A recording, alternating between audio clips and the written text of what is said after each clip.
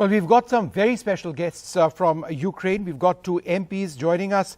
Inna Sovsun, a member of the Ukrainian parliament and a first deputy minister of education and science in the past. Sviatoslav Yurash is a member of parliament and head of the parliamentary friendship group with India. Michael Kugelman joins us as well from the United States. Thanks very much for being with us. And we're also joined by Harshita Rana, an Indian student in the Ukraine. Thank you all very much for being with us. Inna Sovsun, is the real worry now that this is the lull before the storm, that it's just a matter of time before Russia attacks? What we need to understand is that clearly it's very difficult to predict the actions of Putin. He is completely irrational. From what we could hear in his speech the day before, he clearly just hates Ukraine and he hates the idea of Ukraine existing as a sovereign state.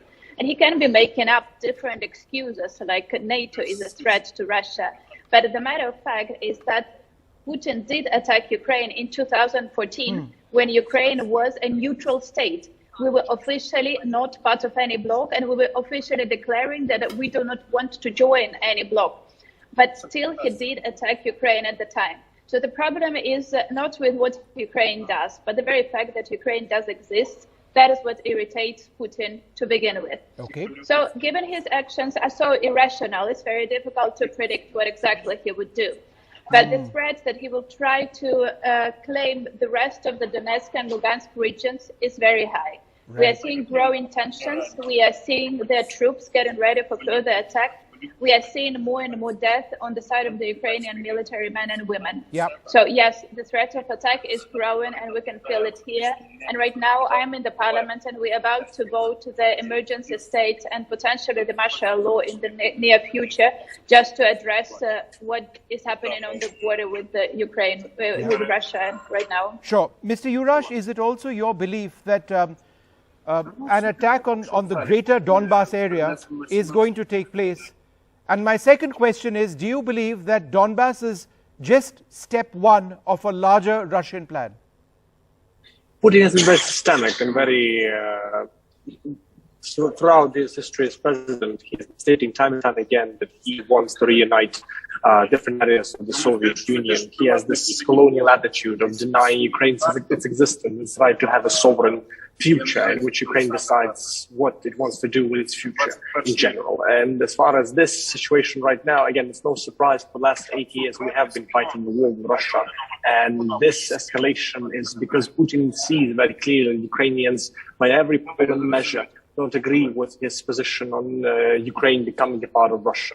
And our government, and myself as the member of government party, we are basically very clear at this moment that we are going to do everything possible, both in diplomatic terms and in terms of preparing our military, trying to repel any advance, any attack. So no matter whether it's Donbass or anywhere else, we are getting prepared to repel whatever threat comes our way. Michael Kugelman, is it your sense that given the numbers that we've seen deployed along the boundaries of Ukraine, this is not going to be restricted to the Donbass? The other way of looking at it is that it makes no sense, for something larger, because the loss of life would be immense for both sides. It could potentially result in a situation lasting years. Where is the sense of a larger battle if it were to happen? Well, yeah, I certainly hope it does not extend beyond this region that we're discussing. But unfortunately, the fact that Russia has done what probably is one of its largest military mobilizations in many decades along the border with Ukraine suggests that it's not going to back out so easily, quite frankly. And given that the speech that President Putin made on Monday, which was so troubling on many levels, resorting to historical grievance about Ukraine, that suggests, unfortunately, that he may have bigger plans that go beyond what we've seen now. Right. And I think that he's emboldened. He's already done one thing, and I fear that he fears he can get away with more, especially because of, short of sanctions at this point, the U.S. and the West and the rest of the world don't really have much to deter him, short of the economic sanctions. At this point, that's the only issue. And so long as any military operations, any Russian military operations are restricted to Ukraine, I certainly do not imagine NATO forces mobilizing or deploying troops. The U.S. has sent troops to NATO countries as a show of strength. But I really think for now, the only way the world can respond is through sanctions. Yeah. Inas Ofsun, do you believe the sanctions which have been announced by President Biden and also the German sanctions in a sense, not operationalizing the gas pipeline Nord Stream 2, is it enough to deter Vladimir Putin potentially? Thank you for that question. If I might add to the previous speaker, Michael, thank you so much for your words. I do agree very much with your assessment, but I want to add one more thing. At this moment, Russia has not just amassed troops on the border from the Russian side, but also from Belarus, which is north from Ukraine. And they're keeping their troops there. And their troops are, well, let's say 2 hours drive from Kyiv, which is the capital, which is a 4 million city. They're keeping their troops in Belarus. And that is the major threat, not just to eastern regions, but to the capital city. So there is this threat, not just from Belarus, but also from, not just from Russia, but from Belarus border. Right. Speaking about sanctions, we do understand that sanctions are crucially important at this time. And what we are asking for from the West is the sanctions be as strong, as strict as possible. They should include both sectoral sanctions, economic sanctions, but also sanctions that will actually hurt the Putin's cronies as much as possible. That should include cancellation of all visas for them, but also for their family members, because I will tell you for sure that all their kids are studying in the West. And once their kids will start calling their parents and asking them, what is going on? Why did you vote for the independence of the so-called People's Republic? And I'm getting my visa canceled because of that. That should work. And that is something that should be considered both by Biden administration and by administration in Europe, in the United Kingdom, because that is where that will hurt them the most. All right. So yes, we do ask for stronger sanctions as a way to for Putin to lose some of the political support, which is so unanimous around the issue of invasion of Ukraine for him right now. I just want to go across to Mr. Yurash for one quick question. Now, you are head of the Parliamentary Friendship Group with India. There are 25,000 odd Indians in the Ukraine, 20,000 odd students. What is your message to them in a situation like this? Many of them want to go back home. In some institutions, that's been difficult. What is your message to them? I apologize, the connection broke down. Didn't hear the question. Could you repeat that? Sure. I'll ask, what is your message to Indian students in the Ukraine?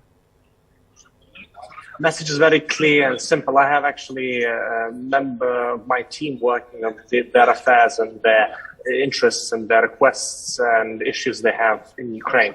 As far as students in Ukraine, our first priority is to safeguard the big population centers where they usually are living and getting their education. One of them is my hometown in Lviv in deep western Ukraine, where many medical students receive their education. The same story goes for Kyiv and Kharkiv. Basically, the point here is that those safety centers are first and foremost priority. And basically, they are as safe as can be in these big cities, because Ukraine shall defend it to the last, and there will be plenty of warning and plenty of safety. That's exactly why we are now in the parliamentary session that will enact emergency laws to try and provide more security and more safety to really safeguard us from any of the possible problems that Ukraine may face. All right. Well, I'd like to thank you all very much for being with us. And hopefully interact with all of you more on the ground in Ukraine, in Kiev as well. Thank you very much for being with us. Thank you very much indeed. A couple of comments coming in on coup. Devraj says, what are the ways to reduce escalation? Akshit Ahuja says, Western warnings that it is planning to invade Ukraine are hysterical and dangerous. Is that really the case? Well, we'll have to wait and see. Back home, the key Maharashtra Minister Nawab Malik was today arrested after being questioned by the Enforcement Directorate in connection with a money laundering case linked to the activities of the Mumbai underworld, the fugitive gangster Dawood Ibrahim and his aides. He was also very vocal against the Enforcement Directorate in the Aryan Khan case. Nawab Malik was produced before a special court following over 8 hours of questioning and subsequent arrest by the Enforcement Directorate, defiantly waving his fist in the air to waiting media people. While stepping out of the ED office, Mr. Malik said he will not bow down. He's the second Maharashtra minister to be arrested by a central probe agency in 4 months. While Mr. Malik was being questioned, NCP workers protested near the party's headquarters. The BJP has rubbished allegations of political vendetta and has accused Mr. Malik of buying land from the gangster Dawood Ibrahim's aide. Soon after the arrest, Mamata Banerjee called Sharad Pawar and advised him to let Malik be in the cabinet. कशाची case फायली केली आता एक साधी गोष्ट आहे काही झालं आणि विशेषतः कुणी मुस्लिम कार्यकर्ता असतात ते दाऊदचं नाव घ्या लोकांना बदनाम केलं त्रास दिला सत्तेचा गैरवापर केला आणि त्याचं मुख्य कारण की जे लोक भूमिका स्वच्छ करणारे मानतात केंद्र सरकारच्या विरुद्ध किंवा या विशेषतः या यंत्रणा याचा गैरवापर केला जातो त्या एजन्सीच्या संबंधी जे बोलतात त्यांना हा त्रास देण्याचा प्रयत्न महाराष्ट्र की राजनीति में राजनीति का अपराधीकरण और अपराधीकरण में से पैसा बनाना ये राष्ट्रवादी कांग्रेस का बरसों से इतिहास रहा है और इसी इतिहास को नवाब मलिक ने आगे बढ़ाया जिसके कारण ईडी ने आज सवेरे उनको डिटेन किया और अब उनको अरेस्ट किया गया है। निश्चित मामला गंभीर है और महाराष्ट्र की सरकार में ऐसे मंत्री को बने रहने का कोई अधिकार नहीं है। Well, joining us now, Clyde Castro, spokesperson of the NCP, are also joined by the senior Supreme Court lawyer Ashutosh Srivastava. Thank you both very much for being with us. Mr. Castro, why do you believe that this is political vendetta? Yeah, I'll tell you, Vishnu, it clearly reeks of political vendetta because the fact is, if you notice the last few days or a few months, every time a BJP leader tweets something, or that the ED is going to go and question so and so, or there's going to be jail for so and so, and then after a few days the central agencies go and question those people. So it just you can see it clearly that this is nothing but political vendetta. Now the question here is, when Mr. Malik was talking constantly, and he's been doing that in the last few years, and especially so in the last few months, and he's been talking, exposing the wrongdoings of the BJP, whether it's the central government or members of the BJP in Maharashtra, and he's been doing so. And there has been talk, and people have been saying, even journalists have been telling him that you be careful, or the ED will come to you. We've got news that people are talking that they're going to question you.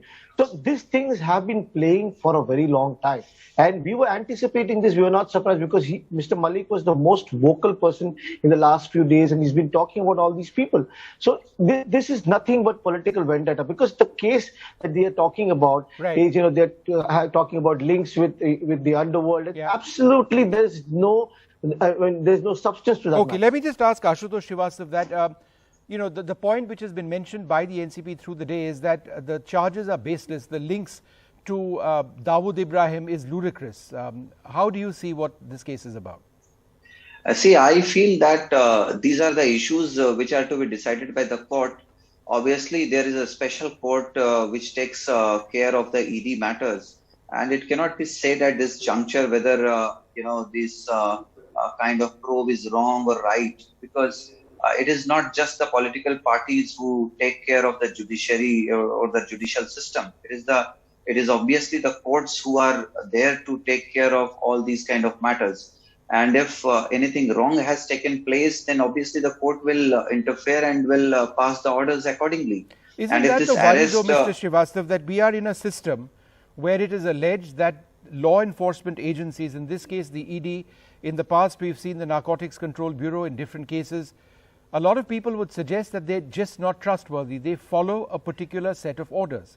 And this is an allegation made several times.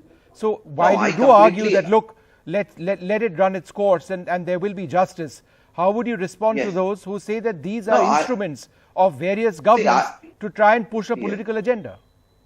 Yes, I do agree that if there is any abuse of process of law, or when there is any abuse of the powers by any investigating agencies, then obviously, the aggrieved party has every right, and legally is able to go to the concerned court and say that this is what is being done wrongfully, and this is not as per the law. The law is very clear on these lines. Mm-hmm. And if anybody does something beyond its powers and misuse the powers, obviously they are punished. We have seen in several cases before also that even High Court has indulged, or maybe the Supreme Court has taken cognizance of such kind of misuse of powers by the investigating agencies. Right. But see, all these kind of arrests cannot always be said to be wrongful, that depends on the further proceedings in the matter. All right, so let's see what those proceedings actually. I get that point, time-honored point, I might add, and hopefully there'll be justice at the end of the day. Mr. Crasto, how is this, in your opinion, an effort at trying to shut down the voice of somebody who's been vocal against corruption and a whole lot of other things? Vishnu, if you jog back your memory, some time ago, Mr. Devendra Fadnavis, mentioned this whole issue. He came up with this issue saying that this place has been bought by somebody who's linked to underworld gangster. Yeah. The point here is this transaction did not happen with any of those people that they're talking about. Sardar Shah Wali Khan that they're talking about, then one Patel they're talking about. See, Sardar Shah Wali Khan's father had encroached upon a piece of land there. Now, Mr. Malik and his family were tenants of Goawala compound. So they wanted to buy the ownership rights, and while they bought the ownership rights of that place, this man, Sardar Shah Wali Khan's father, had encroached upon a particular land. All they did was they paid him off and cleared the name. So that is the father of the accused. Okay, right. And Patel has got power of attorney from the landlady of Goawala compound. All right, let's see what finally happens, so Mr. Crasto, because the ED's case, there a direct link? As per the remand application, is quite strong. They say that Nawab Malik usurped 300 crores worth of property of Munira and family for a mere 55 lakhs through Hasina Parkar, Dawood's sister Salim Patel and Sardar Khan. But because there is no FIR in this case, the ED cannot initiate an investigation. So the case was built through Dawood Ibrahim. The NIA in February 2022 registered a case against Dawood and his associates for alleging terror financing through Hawala links. So a couple of important points over there. Let's see if there is any answer. I'd like to thank you both very much for being with us. We're going to shift our focus now to the elections and the heart of Uttar Pradesh, with Lucknow voting today. 4 phases of the elections now done. The highlight of the phase, a statement reportedly by the Home Minister Amit Shah that the BSP is performing well in the polls and Muslims too will support them.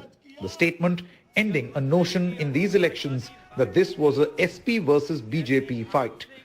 मैं समझती हूँ कि ये उनकी महानता है कि उन्होंने सच्चाई को स्वीकार किया है. The BSP's National General Secretary SC Mishra told NDTV that he was always confident of his performance. आपने एक बयान देखा होगा भारतीय जनता पार्टी के एक बड़े नेता हैं जिनका ये कहना है कि बीएसपी ठीक परफॉर्म करेगी. इसके मायने भी बहुत निकाले जा रहे हैं कि ये क्या बीजेपी बीएसपी का कुछ अलायंस है जिसके तहत बीजेपी के लोग अब आपकी पैरवी कर रहे हैं. नहीं देखिए, आप अमित शाह के बयान की बात कर रहे हैं. उन्होंने इंटरव्यू में कहा और किसी चीज़ में कहा, हम लोगों ने भी पढ़ा देखा. तो ये तो देखिए एक्चुअली क्या है कि हकीकत है जिसका कि उन्होंने बयान कर दिया. Mishra is the number 2 in the BSP and a tall Brahmin leader, credited with the 2007 Brahmin Dalit social engineering that got Mayawati to power. He feels the Brahmin factor in the polls, 12% of UP's population, will play an important factor from here on. Yogi's tall Brahmin cabinet minister and a former aide of Mayawati, Brajesh Pathak, feels this is the BSP's wishful thinking. आप ब्राह्मण समाज से ताल्लुक रखते हैं. आपकी जो पिछली पार्टी है उनका ये कहना है कि जैसे 2007 में हमने रिझाया था वैसे ही हम 2022 में भी ब्राह्मण हमारे साथ होगा. वर्तमान समय में 100% ब्राह्मण समाज भारतीय जनता पार्टी के साथ है. Meanwhile, the election campaigning for the subsequent phases continued. Akhilesh continuing to mount his attack on Chief Minister Yogi. 10 तारीख को परिणाम आना है, बाकी है, लेकिन हमारे बाबा मुख्यमंत्री ने लखनऊ से गोरखपुर की एरोप्लेन की टिकट 11 तारीख की बुक कर रखी है. महोत्सव करते थे, सिपाही महोत्सव. न राग, न रंग, न भाव, न भाषा. आयोजकों को पता ही नहीं लगता था क्या हो रहा है. आज जब हमें अवसर मिलता महोत्सव का, तो भाइयों बहनों दीपोत्सव होता है. With the 4th phase done, a total of 231 seats have polled for the 403-member Vidhan Sabha. The battle now shifts eastwards, with strong BJP citadels like Ayodhya, Varanasi and Gorakhpur on test. With Osama Shah and Sachin Gupta, Bureau Report, NDTV.